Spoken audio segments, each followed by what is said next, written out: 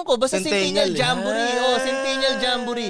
So sinalang kami doon. Isipin mo, Frank, isipin mo kung papasa ba ngayon to Hindi talaga papasa ngayon to. Ilagay kami sa Clarkville, Pampanga. Iba't ibang estudyante. Walang mga parents. Diba? Pero may waiver. Tas lahar. Sa lahar.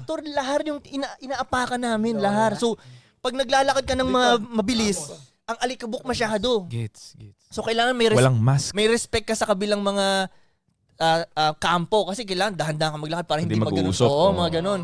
So nilagay kami doon 5 or 7 days ata, ganyan. Doon natutulog. Doon.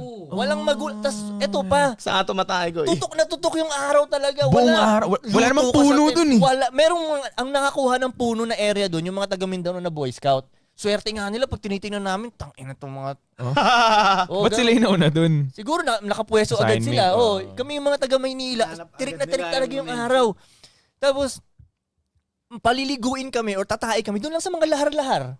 Merong mga portalet. May mga portalet. Hindi mo rin pipiliing tumae doon. Kasi punong-puno na ng tae. Damn, dami Pero yung mga weak na estudyante doon, na Boy Scout, pumipila pa rin sila. Tatako, ba't kayo pipila dyan? Ipag tatae ka na sa inidoro, like overflowing na yung tae.